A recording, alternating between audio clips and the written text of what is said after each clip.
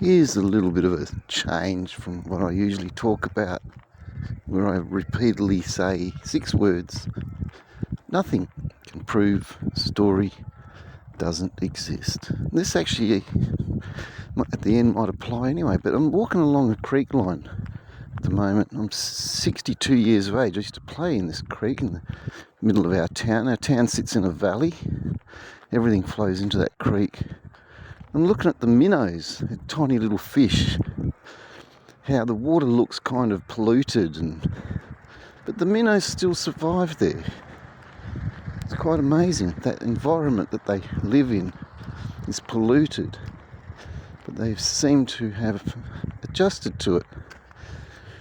What I'm going to tell you now, what came to me the other day actually, while I was looking at those minnows, is the greatest and probably one of the biggest environmental experiments ever done was done in, I would say, millions and millions of homes.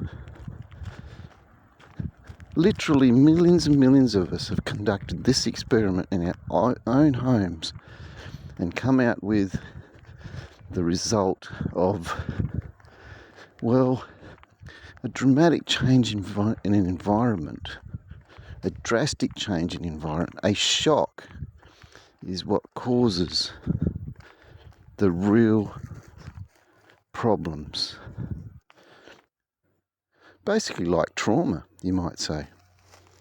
And here is that experiment that we've all actually seen. Every single one of us has seen it. And here it is. The fish aquarium. Isn't it amazing we have these beautiful fish aquariums that we bring into our homes, or we have sometimes in offices or whatever, to keep us entertained as we watch the fish swim around. We have these fish aquariums in our homes, and we've seen them time and time again throughout our lives.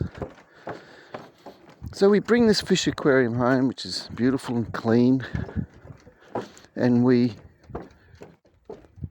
do the very first thing, and that is we put these pebbles in the bottom. And those pebbles are coloured with what? Chemical.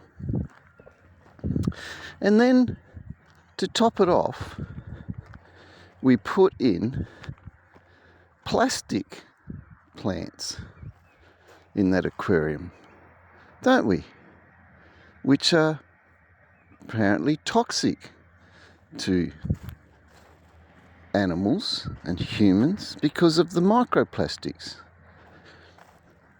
And then, to make it even worse, we put a filtration system in that fresh water, which is made from plastic. And to make it even more worse, we run the good clean water, or the water that's probably needing cleaning, through a filtration system with foam filters. And everyone knows that that foam is toxic stuff, and it eventually breaks down, doesn't it? You've seen it. It's like mattress foam. Eventually it breaks down into little tiny particles. So we take a perfectly good fish and we put it into some clean water with some rocks and stuff that are painted with toxic chemicals. We put plastic trees and things in there, or plastic plants in there, which are breaking down constantly into microplastics. We have a filtration system with plastic pipes. We have a filtration system that filters water through foam, which is a very toxic substance, and the fish survive. Isn't that amazing? Those fish survive. In fact, they thrive. They even breed in those environments. And guess what? plastic cages that we put in there for the babies. And they thrive. And it's unbelievable because, like the minnows in this creek here, they adjust to their environment slowly and gently. And I'm not saying that plastic and rubbish isn't bad for wildlife, because what happens, they get traumatised by getting tangled up in fishing lines, swallowing bottle caps, whatever. I'm not saying that rubbish doesn't make animals sick, traumatises them. I'm saying their environment is polluted, but they appear to survive in millions and millions of homes throughout the world for a very, very long time. Their environment is polluted and they've adjusted, they survive, and they actually thrive. Now listen to this, because this is where I'm going to end it. I want you to think very, very carefully about what actually kills them and what is more likely to kill them. Not the gentle adjustment to pollution, but the dramatic, stressful change in environment. So you know what I'm talking about, don't you? What is the most common killer of these beautiful animals, these beautiful things, these fish? What is the most common killer of them? It's when we change the water. I know, we've all been through it. You must have. You've got to be so careful, don't you, that you don't shock them with a change in environment, because a dramatic change in the environment that's lived in is what can kill many things, isn't it? It's trauma.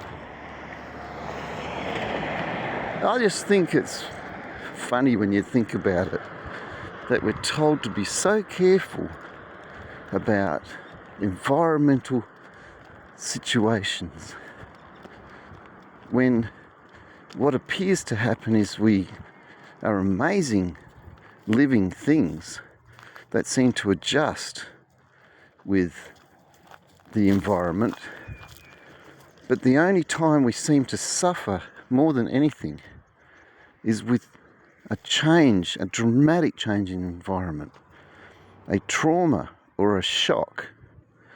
And those aquariums are a perfect example, because I'm pretty sure I've never ever seen a fish just floating around in an aquarium because it was in an environment full of microplastics. Now, I think the greatest fear that a fish has is when you go and change its environment in a dramatic, traumatic way. It's shock treatment, isn't it? It seems to have a pretty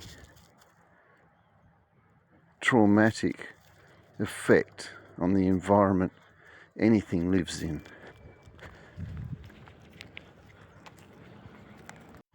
You see, we think they're making the environment better. They're making the water fresher. They're making what we live in sustainable. But have a look around and see what's really happening. And it's really a big change in environment, isn't it? I mean, you just go back 6 years ago and take a look at the story that Nothing Can Prove Doesn't Exist, and how that changed our environment. And see how the people are coping now It's just like the fish, isn't it? Everything was rosy until you went and changed everything that they live in.